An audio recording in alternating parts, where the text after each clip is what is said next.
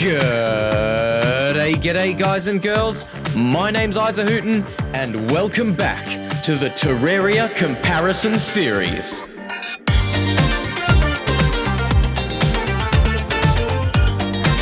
Yes, hello, g'day, how you doing? Did you miss me, baby? Good, because today, guys and girls, I'm freaking stoked because I get to welcome you all back to my Terraria Comparison Series, where we answer Terraria's toughest questions. Terraria, as we all know, is a game of many choices. It throws the wildest of the wild at you and expects you to adapt accordingly. And a lot of those times this involves making some pretty tough decisions.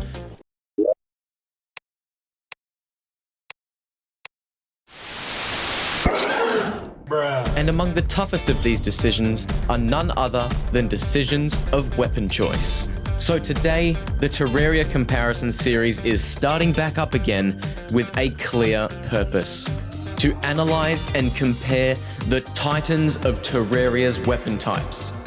Weapons that are all so different and yet all so powerful that they are just begging for a comparison. And I can't think of a better bloke for the job. So strap in, guys and girls. Today marks the start of a comparison series for the ages, the Lunar Pillar Comparison Series. In this series, we will be comparing each pair of weapons that can be crafted from each type of lunar fragment. A battle royale of the titans of damage types, one for the ages. We're starting it off strong today as well, guys and girls, taking on the fast, fiery melee weapons from the Solar Pillar, the two heated behemoths of power and destruction that ask of us the age-old question: which is better, the Daybreak or the Solar Eruption? What are the pros and cons? What are the strengths and weaknesses? And which Solar Titan shall reign supreme? Let us answer this question together, once and for all.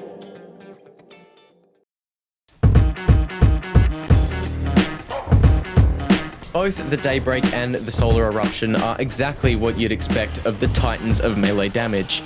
Fast, aggressive, and insanely powerful, they make any user a force to be reckoned with. Both being crafted using 18 solar fragments at an ancient matter manipulator, these weapons may as well be weaponized stars, not only because of their raw power, but the heat that they bring with them in the form of a fairly overpowered fiery debuff called Daybroken. The Daybreak itself is an auto-firing spear of light and is replicated upon each use from the mythical realm of duplication that resides in your character's back pocket. This feels a lot like hell. Each spear is affected by gravity after around 25 blocks, but they are quite fast, explode whenever they expire or contact a block, and also inflicts and can stack the Daybroken debuff on enemies, dealing 100 DPS at base and 800 DPS when fully stacked. The Solar Eruption, on the other hand, is an auto-firing flail-like weapon that fires a spear-like projectile attached to a rigid chain that swings out in a small arc before retracting back. The tip and the chain both go through blocks and enemies, causing an explosion on the first enemy it may impact. The weapon, when fully extended, features a spear-like tip and a long, spiked shaft, both of which deal constant weapon damage while contacting an enemy, and it inflicts the Daybroken debuff to all enemies it contacts. So yeah, two pretty damn amazing weapons, but calm down everyone. We're just getting started.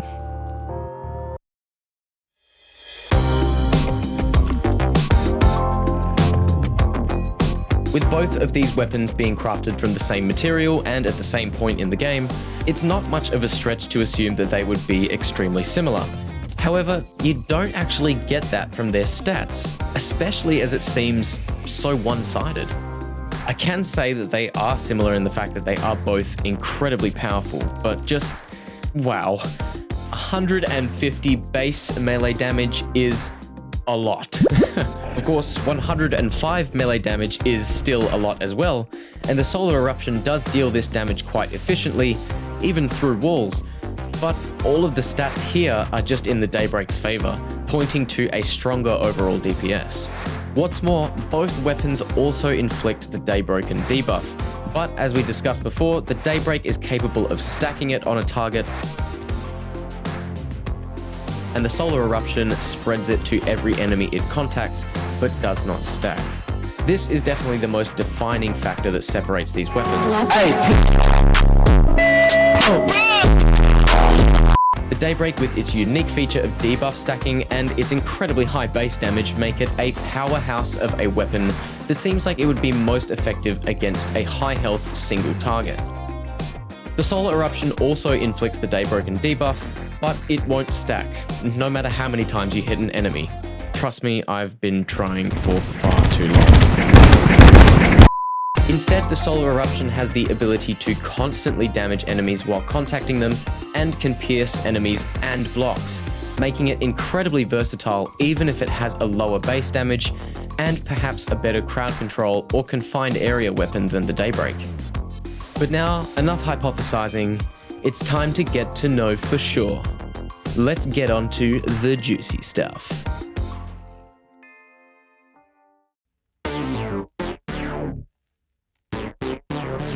Yes, science!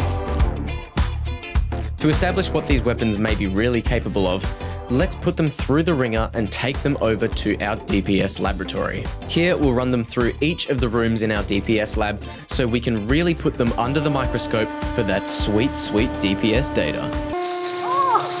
This section is simply meant to give us an understanding of each weapon's capabilities against single, multiple, long range, and spread enemies, and from here we can determine what scenarios each weapon may be better or worse at handling, and understand the kind of power that they truly possess. Starting with the Halberd of the Sun, the Daybreak, due to the nature of its high base damage and debuff stacking, seems to be the type of weapon to do incredibly well against a single target. And I'd have to say my hypothesis is pretty accurate. I mean, just look at these numbers. Against a single target, the Daybreak managed a maximum DPS of 1,214, with the average being around 1,150 DPS from continuous fire. Of course, this isn't the whole picture, because debuff damage is not counted by the in-game DPS counter. Fortunately, it is just an easy addition of plus 800 DPS from the Daybreak when fully stacked, so really the Daybreak is outputting close to 2,000 DPS on a single target. Also, the Daybreak is able to do this at quite a distance. With the projectile being affected by gravity after 25 blocks, the Daybreak can actually arc quite far and has no damage fall off. However, when we move over to the multiple enemy section, it's a slightly different story. Achieving a max of 2,486 DPS with an average of around 1,900 against a tight group of 6 dummies, well, this is actually a lower result than I would have expected. It seems this is due to the Daybreak projectile being unable to pierce enemies. However, it does cause a small explosion when it expires that not only deals damage to nearby enemies, but also passes on the minimum Daybroken debuff of 100 DPS. So at an average of around 1,900 weapon DPS, and a minimum of 100 DPS for each of the 6 dummies, we get a minimum average overall DPS of around 2,500. Seeing as a few enemies have the debuff stacked on them, the average is definitely higher than this, but that is way too much calculation, even for me. So we'll just chuck this lovely little symbol on here and move right along. Alright Daybreak, just one more room to go. The spread enemy room, which is meant to kinda simulate a combat scenario so we can test the weapon's maneuverability and aiming requirements. And damn, Daybreak, you sure got maneuverability. With that high fire rate, you're able to lob star spears at any angle at an alarming rate. The downfall of the Daybreak, however, is the aiming requirements. Mainly because it requires aiming. No, unacceptable. I was really only able to achieve an average of about 850 DPS with this weapon, and with the 8 enemies with a minimum of 100 DPS each, the average DPS achieved is at least 1,650, but this is actually less than the single enemy average, highlighting how the Daybreak works better whenever aiming is less of a requirement and or is against a single target, but it is still fairly effective against multiple enemies. Alright, time for the second Titan to take the stand. Let's see what you got, Solar Eruption. Now, against a single target, what is surprising is that the Solar Eruption deals only slightly less DPS than the Daybreak against a single target, at around 1100 average with a maximum of 1305. The difference, however, is that the Solar Eruption doesn't stack the debuff, so we can only add an additional 100 debuff DPS, totaling an average of around 1200 DPS against a single target. What's more, the Solar Eruption reaches quite far with a range of 32 blocks, but due to its arcing nature, it will deal more damage to enemies that are closer to it than those that are further away. When standing close, the Solar Eruption is in almost constant contact with the dummy, dealing an average DPS of about 1,660, which is quite a bit higher than at mid-range, with long range being lower still. Just like the Daybreak, however, the story changes when we take on multiple enemies. Because it can pierce through blocks and enemies, and causes multiple ticks of damage while in contact with enemies, the Solar Eruption gets an insanely high total average DPS of around 5,000. 4,400 of this being weapon DPS, and we add 600 debuff DPS, 100 DPS for each enemy. Unfortunately, the Solar Eruption isn't as consistent in the spread multi-enemy room, only dealing an average of around 800 DPS, plus 100 DPS for each enemy is around 1,600 average DPS, which is around the same as the Daybreak, but it is painfully low when compared to the row of dummies from earlier. This is because the Solar Eruption is actually quite hard to maneuver when changing directions quickly. It flails around pretty erratically, and so requires some taming to use optimally. So, just judging from these numbers, we can see that each weapon certainly has its own speciality. The Daybreak is more effective against a single target than the Solar Eruption, not necessarily because of its higher base damage, but because of how the debuff stacks to an incredible buff of 800 DPS. The speciality of the Solar Eruption, however, is definitely against groups of enemies, completely outshining the Daybreak, even with its debuff disadvantage. What is surprising is that both weapons had a surprisingly similar performance in the spread enemy room, suggesting that neither of them are really the best when it comes to multi-directionality. But hey, don't take it too hard, guys. Everyone's got their strengths and everyone's got their weaknesses. And besides, now we can take some of those frustrations out on some willing volunteers. As we all know, Terraria's combat situations can quickly derail and descend into chaos, so let's find out how the Solar Titans really perform in our next section.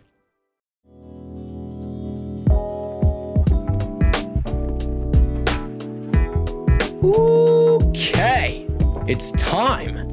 The juiciest stuff, the applied weapons test, where we shall be thrusting ourselves into the battlefield for the sake of science. Hail science! And with the help of our, volunteers, we shall determine which weapon shall be crowned as the victor. For this section, we'll be analyzing how each weapon performs in a few scenarios. First, we'll see how both weapons fare against large groups of enemies, and a few angry and rather drunk pirates have just so happened to volunteer to be the cannon fodder. Gonna kill you!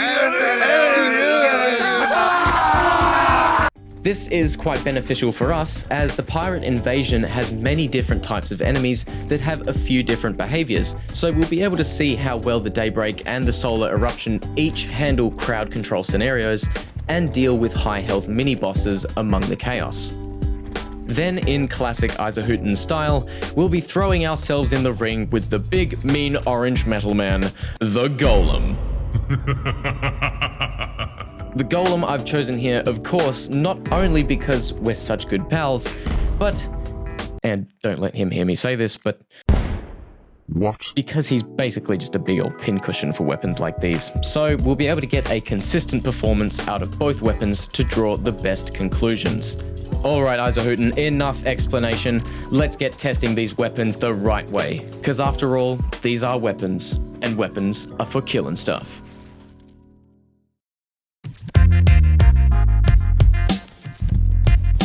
To begin the crowd control test, let's start by taking out the Daybreak and seeing how it handles these booty plundering scallywags.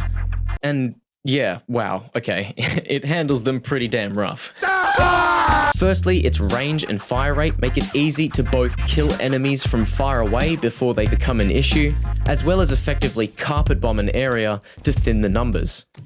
The debuff stacking isn't quite as effective here, as most enemies have such low health. Concentrating fire on a single enemy isn't really worth it, but rather spreading the projectiles around will serve to deal damage across many targets and let the debuff damage kill them off as well. It is difficult finding negatives with such an amazing weapon. However, the aiming requirement is much higher for the Daybreak to be most effective. The projectile speed and gravity can take a little while to get used to, particularly against quick enemies like the Parrots and the Dutchman. Of course, the high fire rate and damage of the Daybreak do somewhat make up for this issue. When turning the Daybreak's full force towards the pirate captains, we see that they become piles of ash in literal seconds, and I would expect nothing less from the Daybreak. I managed to kill a 6000 HP captain in just under 5 seconds on average, mainly because of the frankly irresponsible amount of damage the Daybreak can do on a single target because of its debuff stacking. Also, the captain himself is a slow-moving target that doesn't fire while he's being damaged, so it is fairly easy to pin him down and kill quickly. A cool thing about the Daybreak is exemplified on the captain as well, and that is that when the captain dies, all the spears that were impaling him explode and each deal damage to nearby enemies. This means that the pirate ghost that spawns when the captain dies is obliterated as quickly as he spawned. The only trouble I had with the captain with the Daybreak was that he is a rather small target, so it can take a few adjustments to your aim to be able to hit him, especially when you are moving, but this is quickly resolved when you can get in nice and close. Now, unfortunately, the Daybreak's weaknesses are all highlighted when facing off against the Flying Dutchman. It took this titan of a weapon an embarrassingly long time of around 22 seconds on average to defeat a Dutchman. And this was all down to the fact that the Dutchman exploits the Daybreak's weaknesses. It is incredibly difficult to consistently hit the multiple small mobile cannons that make up the Dutchman's HP, and they are each debuff immune, making them harder to kill, as the Daybreak must only rely on its weapon damage. However, projectiles that missed the intended target will sometimes land in or around the other enemies below, meaning they weren't completely useless. Alright, Solar Eruption, you're up. And hey, do you guys by any chance remember in the lab section when I said that I thought this would be a good crowd control weapon? Well, yeah, hypothesis confirmed. I mean, all cards on the table, yeah, this weapon doesn't have the same range as the Daybreak, and it can be kind of clunky with the angle of fire while it's moving, but these are such minor complaints, because this weapon is just incredible at crowd control. The high damage, the explosions, the 100 DPS Daybroken debuff on all enemies hit, and the piercing through blocks and enemies makes this weapon shred through anything from small groups to large hordes with little to no resistance. The way the Solar Eruption deals damage is just so incredibly effective. Dealing constant ticks of damage to any enemy the chain touches is a surefire way to delete an entire row of enemies with just a few uses.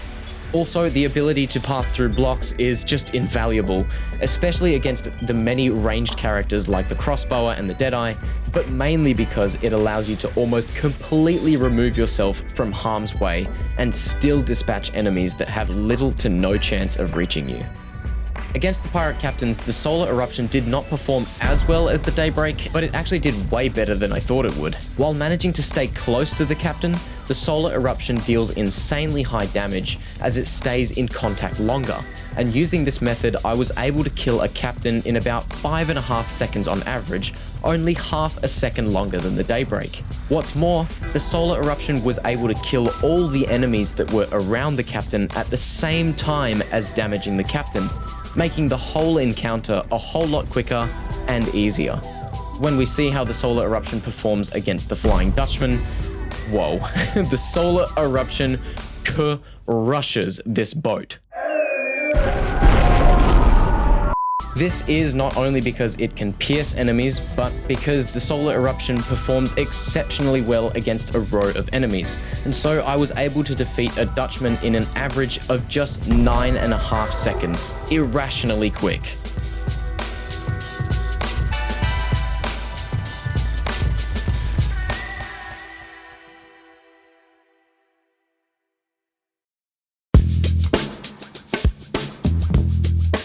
Okay, now that these bad boys are really fired up, let's set them loose on our best friend. And for legal reasons, I need to mention willing participant, the Golem.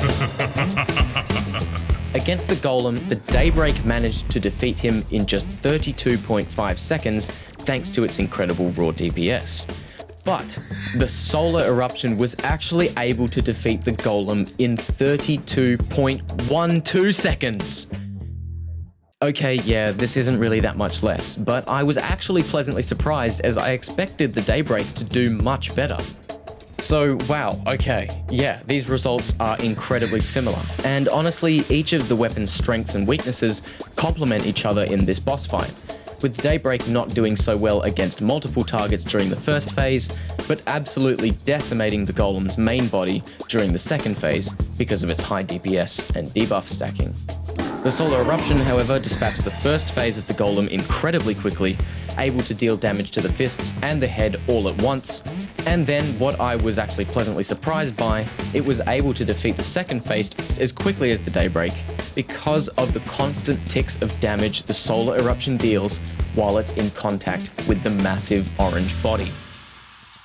All of this balanced out to an incredibly similar time to kill for both weapons, so I'm thinking we need to stress test these weapons just a little bit more by pitting them up against something a little bit faster and a little bit stronger.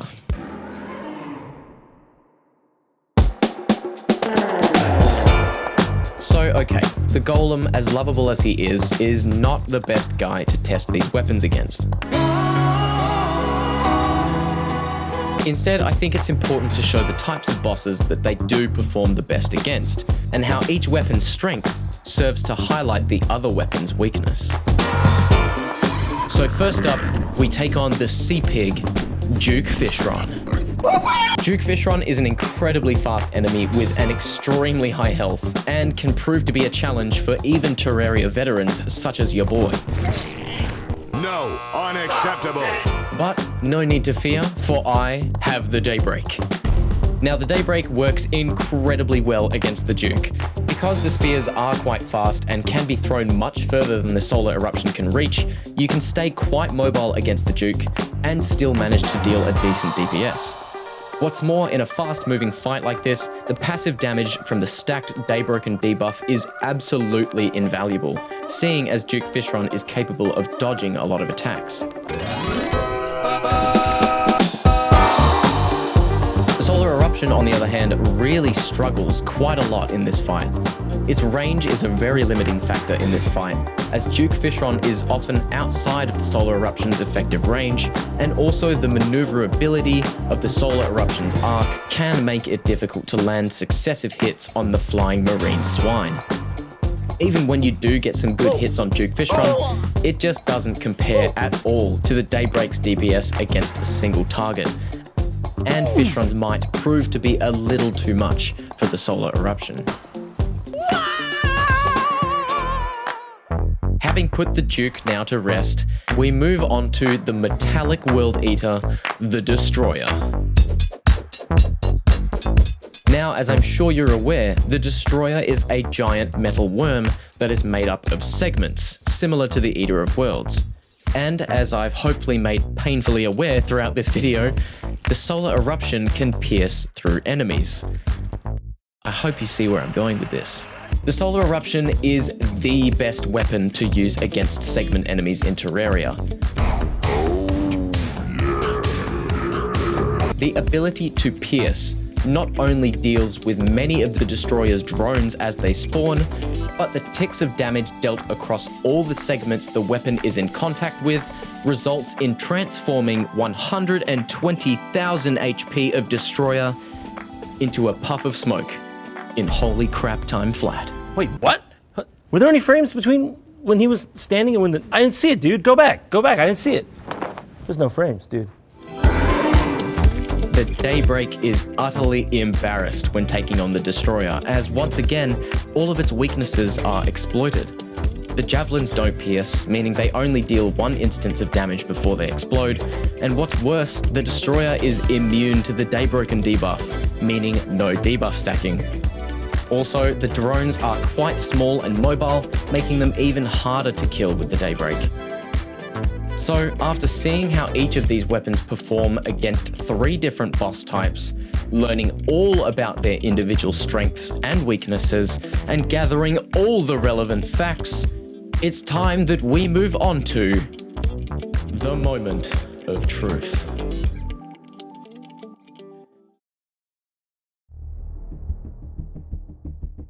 This is it. The moment we've all been waiting for.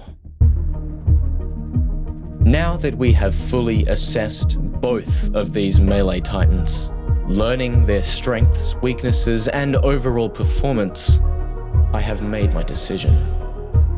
If I had to choose to use either the Daybreak or the Solar Eruption, I would choose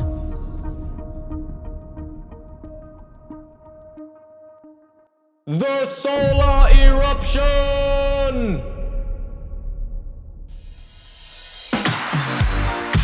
Yeah, the Solar Eruption. Now, some of you are incredibly happy, some of you are mad, and most of you probably couldn't care less and probably use both of them anyway. And wait, before you go disliking the video because I didn't pick the one you want, don't lie, you were thinking about it.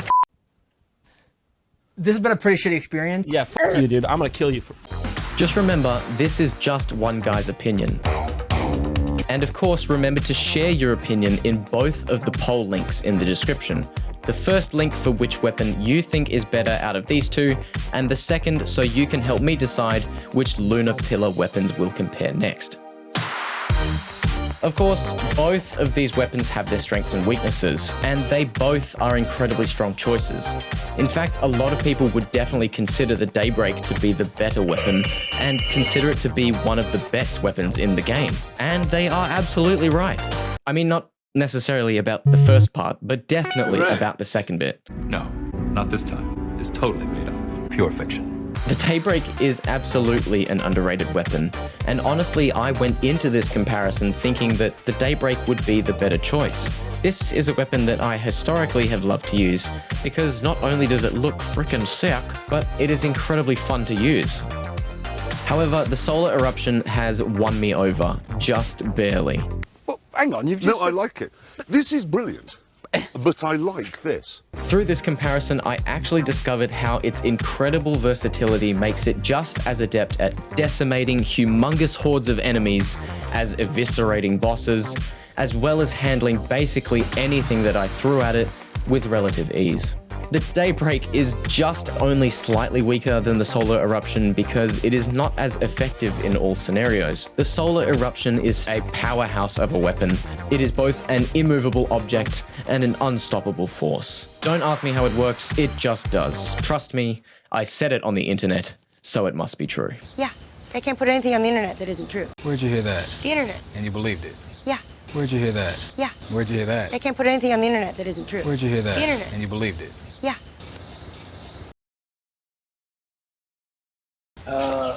Bonjour. Original. The internet. Cheese.